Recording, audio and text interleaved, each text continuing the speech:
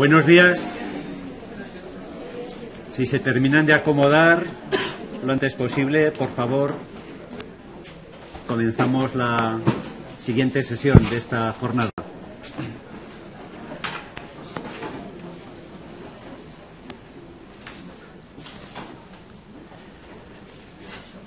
Bien, como todos ustedes saben, por el programa que tienen disponible, la segunda parte de esta jornada se centra en el segundo de los objetivos que teníamos planteados, que eran las cuestiones referidas a la información al paciente y al consentimiento informado.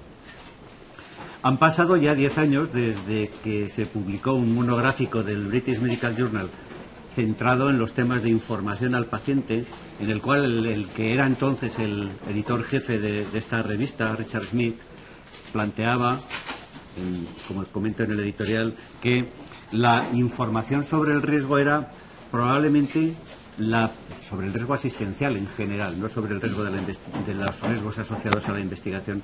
La información sobre el riesgo, sobre los aspectos del cuidado de los pacientes, era probablemente la principal tarea que tenían los clínicos. Es un número que en su momento resultó impactante, que tuvo grandes repercusiones.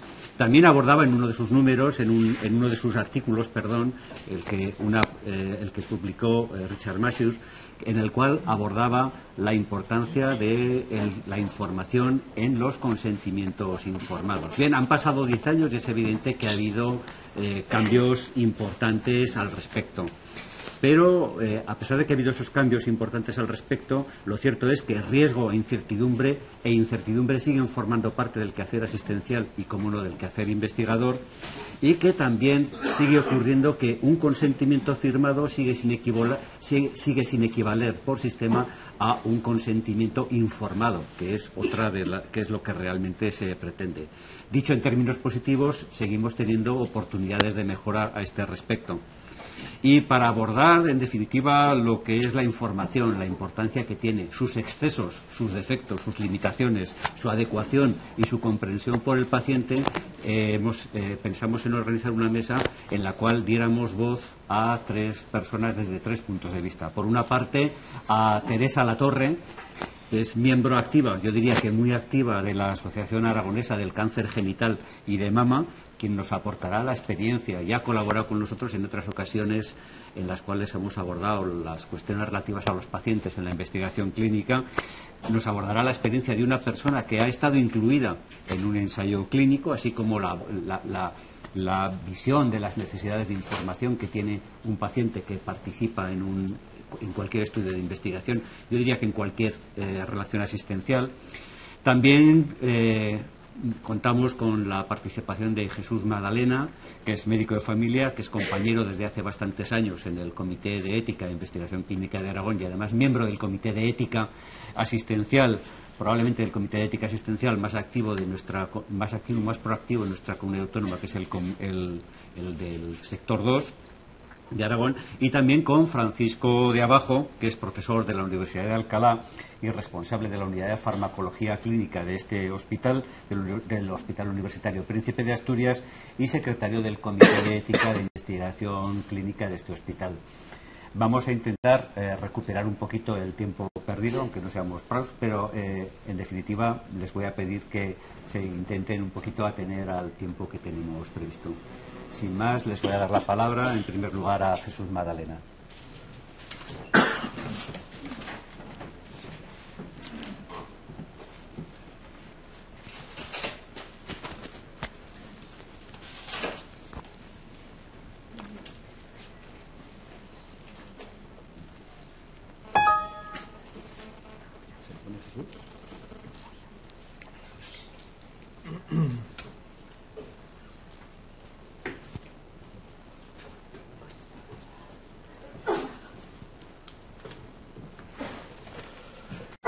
Buenos días.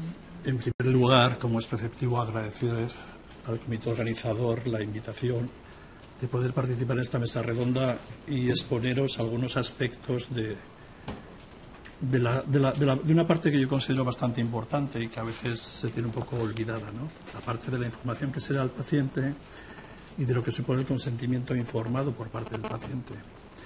lo que va de mañana, hasta ahora hemos oído hablar de los problemas que hay organizativos por parte de la Administración, de cómo será la legislación que viene, de la sobrecarga burocrática, pero sin pacientes no hay investigación. Y el paciente no solamente es un elemento importante, sino que es un elemento clave y encima de manera altruista, como a lo largo de la mañana pues iréis viendo. Yo os quiero traer 3 ideas. En principio quiero partir de los orígenes del consentimiento informado. El consentimiento informado en mitad del siglo pasado supuso un cambio de paradigma, y todos los cambios de paradigma, por suerte o por desgracia, acontecen después de errores tremendos o después de situaciones límite. Luego hablaremos un poco del contexto, qué es el consentimiento informado, cómo está regulado, sin entrar mucho en detalles porque la normativa está en cambios, pero sí que os quiero dar una idea. Os hablaré de qué hacemos en el CEICA, cómo evaluamos y cómo vamos haciendo, y luego realmente si el consentimiento informado tal como en general lo entendemos es realmente lo que se debería hacer. Todo parte, si nos ceñimos a la época moderna, todo parte de esta situación, todo parte de que cuando acabó la Segunda Guerra Mundial, cuando se celebró el juicio de Nuremberg, entre los crímenes de guerra se acusaron a estos 23 sujetos que se he puesto de experimentación. Eran más, pero estos son los que se juzgaron. Y lo importante de esto es que al final en la sentencia, una sentencia de un tribunal militar, hubo unas recomendaciones. Hubo unas recomendaciones en 10 puntos. En principio se solicitó que hubieran 6 puntos. Uno de los miembros que estaban allí aportó 6 puntos, pero el propio tribunal lo amplió a 10. Y lo importante de todo, que es el punto de comienzo, que en el 47, cuando se hizo el primer punto de ese código, el primero de todos, dice que el consentimiento voluntario del sujeto humano es absolutamente esencial. Este es el punto de partida. A partir de aquí es donde se empieza a dar valor a la voz del paciente y donde se empieza a considerar un poco su voluntad. Hasta entonces, como os podéis imaginar, el paradigma de investigación era bastante diferente. Esto generó un debate, generó dos posturas encontradas en la comunidad científica, que después, 7 años después, en el 64, en la Asamblea de Helsinki, la Asociación Médica Mundial elaboró lo que conocemos como la Declaración de Helsinki. Actualmente tiene 32 puntos y de ellos, aparte de que alguno puede ser todavía no está cerrado, entiendo yo, como es el punto relativo al placebo, señalar que aquí la participación voluntaria informada por parte del paciente era necesaria, y luego 2. Bueno, la participación voluntaria era necesaria, pero luego también os comento que avisa ya en el 64 y se mantiene en la declaración en la última, de los riesgos de influencia por parte de influencia en ese consentimiento por parte del médico de prestar asistencia. Entonces, esta declaración simplemente es señalaros estos 2 puntos. Ya es necesaria y que existen riesgos de influencia. Otro de los dramas, otro de los grandes errores que se cometieron, este error fue especialmente duradero, aunque comenzó en el 32, duró 40 años, fue el caso de Tuskegee, fue el caso del estudio observacional de la evolución natural de la sífilis en una comunidad de pacientes o sujetos de color en el estado de Alabama.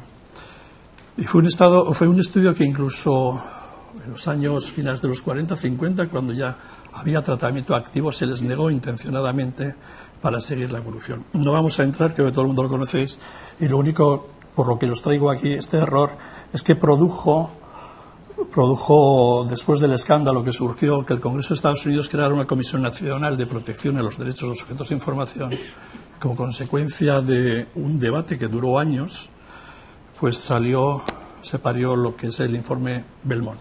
El informe Belmont dio un paso más, de alguna manera, de la Declaración de Helsinki, se fue materializando, se fue concretando los derechos de los pacientes y se fue ya señalando una serie de principios que comenta los 3 principios originarios, como es el de autonomía, beneficencia y justicia, donde el principio de autonomía lo correlaciona directamente con la voluntad y con el consentimiento informado del paciente. Así pues, son 3 pilares nacidos de dos situaciones extremas y de un consenso por parte de los profesionales sanitarios, los que dieron origen a lo que luego iría evolucionando, a lo que luego iría creciendo, irían desarrollando todo un cuerpo doctrinal, posteriormente, como toda la teoría principalista de Bocchan y Childress, y posteriormente se irán desarrollando una serie de normativas que no voy a entrar, creo que todas las conocéis, y además tampoco, bueno, ya se han ido comentando, bien del Consejo de Europa, bien los puntos CIAMS, o bien de organismos como la UNESCO. Entonces, el punto de partida podemos entrar que del informe de Bellmont, fruto de un error mantenido o de una situación no ética mantenida, surgió unos principios que fueron desarrollándose y que han acabado en lo que estamos ahora, una serie de normas, o bien de carácter internacional, o bien una serie de normas de aplicación más doméstica, de aplicación más nacional. Entre todas ellas, quizá traeros estas cuatro: la Ley Orgánica de Protección de Datos del 99, la 1599, que regularía sobre todo lo relativo a la confidencialidad; la Ley de Autonomía del Paciente, que aunque en principio en el 2002 regulaba también aspectos relativos de la investigación, luego se ha visto solapada por la Ley de Investigación, por la Ley de Investigación Bioquímica. Y quizá los dos documentos que más trabajamos en el comité, evidentemente hay otra normativa legal, pero sería el Real Decreto que regula la realización de ensayos clínicos, y luego la Ley de Investigación Biomédica, que sería más amplia y ocuparía también proyectos de investigación. Así pues, el consentimiento informado se ve arropado actualmente, protegido, regulado, pon el verbo que queráis, por una serie de regulaciones bien internacionales, bien europeas, incluso nacionales. Entonces nos encontramos con que el consentimiento, que no deja de expresar la voluntad de los pacientes, que son los sujetos de investigación, parte importante en el proceso de la investigación, sería la pieza clave de toda la normativa que se regula, aunque por lo que hemos oído en las intervenciones anteriores, no sé si está muy definido cómo sería. ¿Qué es un consentimiento informado? Si nos vamos al Real Decreto 223, lo define, su parte de definiciones, como una decisión que debe figurar por escrito, estar fechada y firmada, o sea, documentada, de participar en un ensayo clínico adoptada voluntariamente por una persona capaz de dar su consentimiento tras haber sido debidamente informada y documentada acerca de naturaleza, importancia, implicaciones y riesgos. Habla del tipo de información que se le da. Pero aquí resaltar dos características de las tres que hoy os quiero subrayar. Una, la capacidad del paciente para tomar esa decisión. Recordar lo que os he comentado de Helsinki, del riesgo que ya entrañaba la implicación del médico asistencial en esa toma de decisión.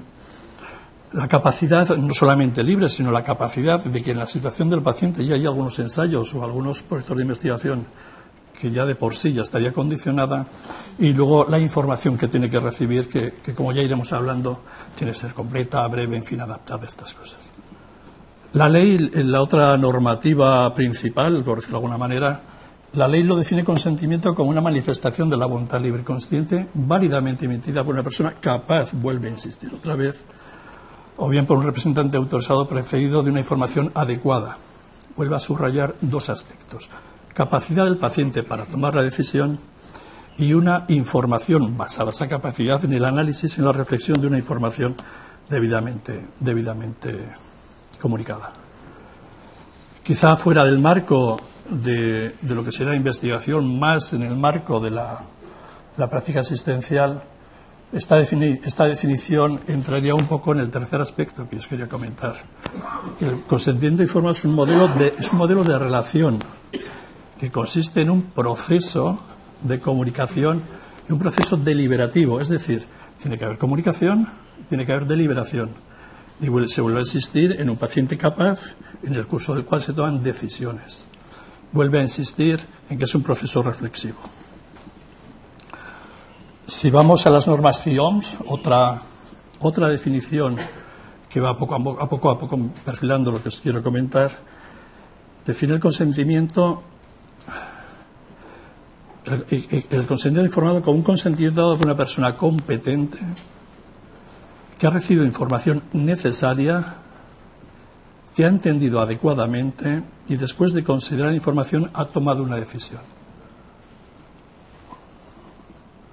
Entonces, el consentimiento lo podemos empezar a entender no como la firma de un impreso de un papel más o menos complejo, más o menos farragoso, más o menos feo de leer si es que se lee alguna vez, sino como un proceso de comunicación entre el investigador, que es el responsable de que se haga ese proceso, y el participante, que es el sujeto sometido a investigación, que comienza antes de que se inicie la investigación. Eso está claro en la ley. Pero lo que no dice, y lo que yo quiero subrayar, es que ese proceso de comunicación y esa autorización continúa durante todo el estudio.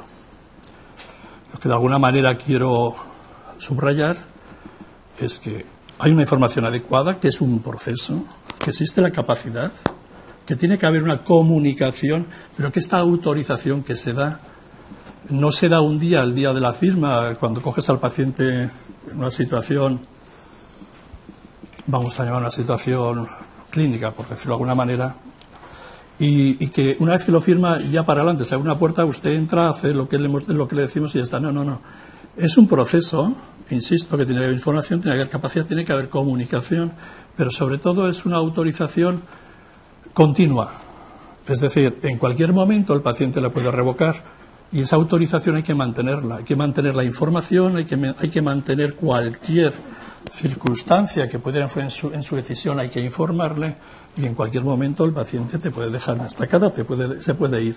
Entonces quiero que entendáis como ese proceso no solamente el acto, sino un continuo a lo largo de la investigación. Entonces, características de ese proceso: sería libre, no condicionado, voluntario, informado debidamente, yo no digo exhaustivamente, digo debidamente y adaptado a las circunstancias, que sea comprendido, para eso hace falta una capacidad, que alguien tiene que comprobar que existe y que quede reflejado, documentado en un documento por escrito. ¿Cómo son los documentos en la actualidad? Pues bueno, para meternos un poco en lo que es la información en sí, el contenido de la información, si volvemos a referirnos al Real Decreto 223, el de ensayos clínicos, bueno, pues habla de que es una entrevista, de que tiene que estar claros los objetivos del ensayo, los riesgos, los inconvenientes, las condiciones, derecho a retirarse, y únicamente te exige una información relevante, expresada en términos claros y comprensibles, es decir, matiza la cantidad de información que hay que dar, pero sobre todo señaliza que sea la información relevante, que no sea exhaustiva, y sobre todo que esté adaptada y que permita esa decisión. Si nos vamos a la ley de investigación es un poco más exhaustiva y ya nos facilita, por lo menos a los comités que vamos a evaluar, nos facilita una serie de puntos en los cuales tenemos que estar vigilantes, ¿no? Subrayo los procedimientos, acontecimientos adversos, el tema de confidencialidad, la información relevante, en fin, una serie de aspectos que de alguna manera aquí en el CEIC de Aragón, en el CEICA, los hemos materializado para facilitar la evaluación en un checklist. El checklist que utilizamos para ensayos clínicos tiene 25 ítems, este es uno, este es el último, más que ítem sería apartado, en el cual utilizamos como un mínimo para evaluar las hojas de información al paciente y la hoja de firma de consentimiento informado. ¿Qué es lo que miramos nosotros? ¿Cómo lo evaluamos? ¿Qué son los aspectos los que nos fijamos? En primer lugar, pedimos que se diga expresamente que es una investigación. A veces, tanto proyectos como ensayos clínicos, la introducción en la hoja de información al paciente no deja claro que es una investigación. Algunos te los venden como: tiene usted la gran oportunidad de participar en un ensayo que hacemos en la universidad de tal, por el doctor no sé cuál, y casi, vamos, tienes que estar agradecido de entrada. Lo que hay que señalar es que el hecho de que se diga que es una investigación, estamos introduciendo un término, que es el término de duda. Si lo tenemos que investigar es que no conocemos los resultados, ¿no? El término de equipoise, ¿no? El término de que hay una duda razonable en los resultados. Si lo tuviéramos claro, ¿para qué investigar? Entonces, ese concepto tiene que tener claro que el paciente ya entra en un dilema, que ni el investigador sabe el resultado, se lo imagina, lo sospecha, pero si hace la investigación será precisamente para confirmarlo. El paciente tiene que tener una copia y tener la posibilidad de consultar con su familia, con su médico de cabecera o con quien le dé la gana. Es decir, quedas una copia para poderlo reflexionar y consultar con otros agentes en la toma de esa decisión. No solamente hacer la decisión en el ámbito clínico, en la consulta del oncólogo o en la consulta del médico correspondiente, rodeado de batas o rodeado de un ambiente, no, en su casa, lo que es en su entorno, o comentarlo con su pareja, con su médico, con sus hijos. La descripción del ensayo es obvia que todo el procedimiento del ensayo se exige que esté claro, que esté completo. Los diferentes tratamientos, tanto el tratamiento de estudio como el de control, beneficios y riesgos esperados que se supone, porque a veces, bueno, no voy a entrar en detalles. Uno de los riesgos que sí que insistimos de una manera expresa es el tema de embarazo, cuando son sobre todo medicamentos, que se exprese claramente los riesgos si los hay y procedimientos a seguir para evitar un embarazo o qué hacer en situaciones de ese tipo. Que la participación sea voluntaria y posibilidad de abandono, es decir, que ese consentimiento me lo puede retirar en cualquier momento, que no me lo da, que no se casa conmigo, que no se compromete hasta finalizar, sino que me lo autoriza y ya iremos viendo. El hecho de la confidencialidad, ya se nombró la ley la 1599, indemnización y seguro. Nosotros pedimos que figure la póliza, pedimos que figure la compañía de seguros para facilitar al paciente, en caso de tomar algún tipo de iniciativa o algún tipo de reclamación, que sepa dónde acudir, o de alguna manera es un hecho fehaciente de que existe. Información adicional, los responsables del ensayo, circunstancias. Bueno, lo que veis ahí. Entonces, para analizar un poco cómo están los ensayos, la situación actual, hemos cogido todos los ensayos del 2012 que se han evaluado aquí en Aragón, que han sido 90 ensayos clínicos. Los proyectos de investigación se han dejado aparte. Quizá el ensayo clínico porque es más profesionalizado y porque la hoja de información al paciente está redactada por gente un poco más que se dedican específicamente a esto, ¿no? De los 90 se denegaron 3 y nos quedamos con una N87, que son los que se evalúan. Se han mirado todas las actas, es decir, las deliberaciones por parte del comité de los 17 miembros y las aclaraciones que se han pedido a los diferentes promotores de ensayos sobre el checklist que se acabó de presentar. Entonces aquí vemos el porcentaje de ensayos clínicos de esos 87 que tendrían alguna deficiencia en alguno de estos 15 aspectos que aquí os muestro. La información y el seguro, que de alguna manera iría un poco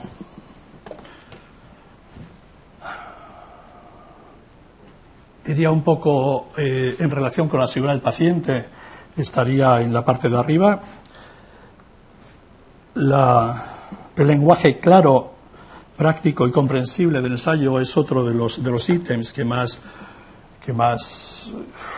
insistimos, porque la verdad muchas veces nos cuesta a nosotros entender, o la hoja de información al paciente, pero vamos, que sepáis que simplemente 1/3 de los ensayos clínicos, este es un ítem en el cual tienen que mejorar. La descripción del ensayo, que también sería cantidad de información, también es otro de los aspectos deficitarios. Y como veis, la tasa está pues alrededor del 30% para los ítems de información y quizá de seguridad, y luego iría bajando en aspectos un poquito más concretos.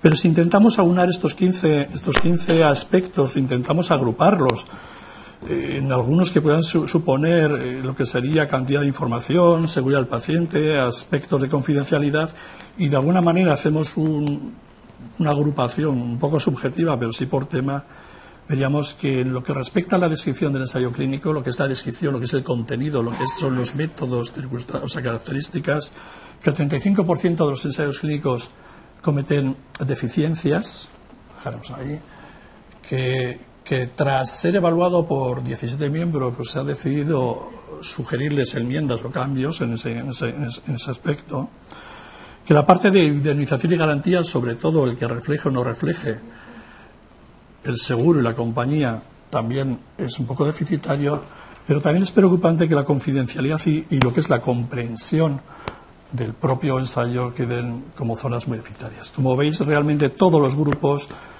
queda una información deficiente, vamos a decir una información claramente mejorable. Pero ¿son todos los ensayos los que están mal hechos? No. Hay un 35% que en este aspecto, en el aspecto de información al paciente o en el aspecto de la hoja de información, o sea, del consentimiento, nosotros evaluamos que sí que están bien hechos, pero nos queda un 65% que tienen deficiencias. ¿Cuántas? Pues como veis, al menos 2-3 ítems de los que se he señalado antes son deficitarios. Es decir, nos encontramos unas hojas de información al paciente que pocos ensayos clínicos, insisto, son los más profesionalizados, pocos hacen bien, y que la gran mayoría, 2 de cada 3, tienen que rectificar, a pesar de que siempre son los mismos errores, de que llevamos muchos años en esto, pero tienen que rectificar y tienen que mejorarlo para facilitar información al paciente y algunos aspectos. Otro de los puntos donde... 5 minutos. Otro de los puntos donde ya nos fijamos, quizá porque en la literatura se hace hincapié en la legibilidad del documento, pues bueno, también hicimos una muestra de esos ensayos y pasamos unos indicadores a ver cómo eran de legibles. Teniendo la legibilidad como el conjunto de características tipográficas y lingüísticas que permiten leerlo y comprenderlo. Aunque hay varios tipos de legibilidad, no se utilizó el aspecto de legibilidad de comprensión. De hecho, si os fijáis, 1 de cada 3 ensayos clínicos se le hacen anotaciones de corrección para que mejore la comprensión. 1 de cada 3 ya es altamente mejorable. Entonces aquí lo que se ha medido es un poco el texto. Son palabras muy grandes, frases muy grandes, y he cogido dos indicadores, vamos a llamar uno clásico, adaptado al idioma español, el de Fernández Huerta, que veis que es una fórmula muy sencilla. Es una fórmula que es una regresión múltiple, es un coeficiente 206 con 2 variables. Una variable que sería cómo de grandes son las palabras, o sea, cuántas sílabas tienen las palabras, y la otra variable sería cómo de grandes son las frases, cuántas palabras hay en las frases. Y este índice, que sería el estándar utilizado en las últimas décadas ya, pues bueno, pues valora, como veis aquí, el grado escolar, y se sitúa que para un consentimiento informado tendría que estar en torno al 60%, tirando hacia bastante fácil un poquito en la zona inferior de normal, porque la gente que entra a los ensayos clínicos o a los proyectos de investigación, pues estaría más adecuado, por lo menos exigible, ese nivel. El otro índice es más actual, es de hace unos años, es el índice de Flesch-Sigrid. Viene a ser muy parecido. También es una fórmula de regresión múltiple donde el coeficiente prácticamente es igual y donde también mete 2 variables muy similares, el número de sílabas por palabra y el número de palabras por frase.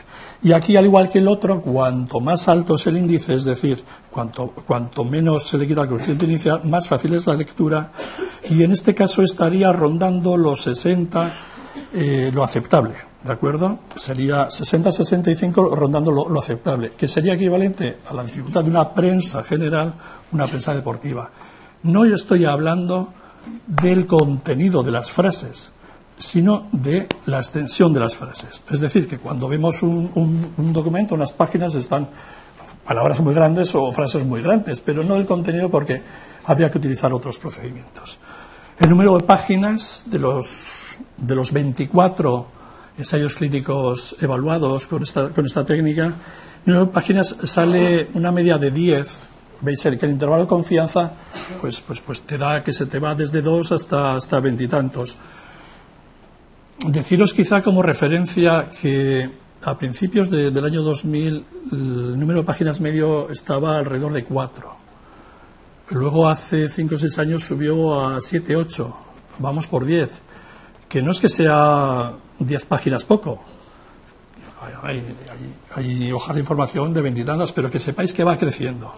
Yo no sé si son influencias de otros entornos donde la información es exhaustiva legalmente, casi les obligan, pero lo que está claro es que no facilita para nada la comprensión. El número de palabras sale 3.700, que saldría como unas 370 palabras en un folio, en un DIN A4. Para que os hagáis una idea, cuando un folio, un DIN A4 está lleno de letras, al 80% tiene entre 350 y 400 palabras, que saldrían, pues eso. Es decir, que seguimos presentando hojas de información del paciente llenas de letras, con pocos esquemas, con pocas tablas y realmente muy farragosas de lectura. Y los índices que antes os hacía referencia salía 57-62, que para poco ubicaros, quedaría pues entre un poquito más difícil de lo normal, en la escala, vamos a llamarla más moderna, la más actual, la más consensuada, la Inflex, y también quedaría un poquito más difícil dentro de la normalidad, pero tirando a difícil, cuando lo ideal sería que estuviera, en este caso, pues bastante fácil en el de Fernández Huerta y también bastante fácil en el índice de Inflex. Conclusión. Los contenidos de las hojas de información al paciente son deficitarias o, dicho de otra manera, tienen oportunidad de mejora, amplias oportunidades de mejora, no solamente en lo que es el contenido, también lo que es la cantidad de información y la forma de presentar esta información. Y como propuestas, de alguna manera, lo que es obvio, ¿no? Mejorar la claridad de la información tanto en contenido como en legibilidad. A veces hemos comentado, a veces se ha propuesto que en ensayos que son complejos, porque son complejos, no vendría mal un pequeño resumen previo de un par de hojas, como a veces pasa en los proyectos de investigación, que son proyectos grandes, pero tienes un resumen de 8 o 10 hojas.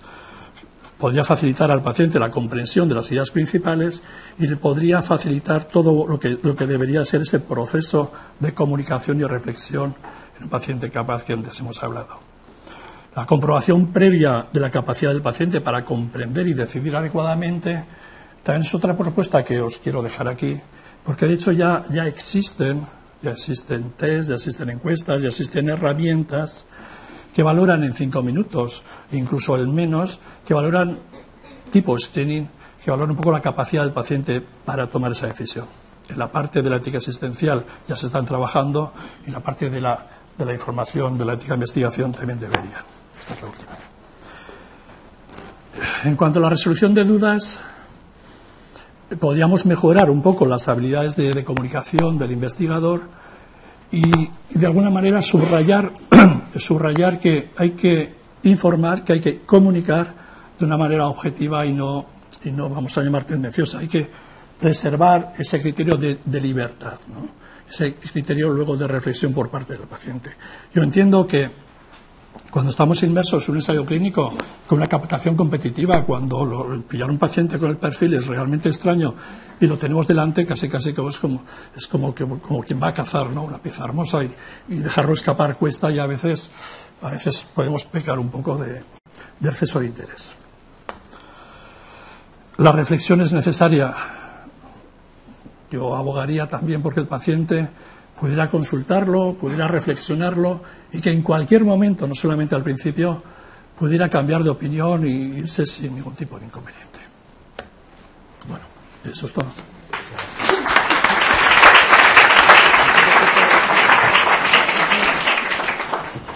Bien, buenos días. Solo quería decirles una cosa antes de que empiece a hablar el siguiente ponente.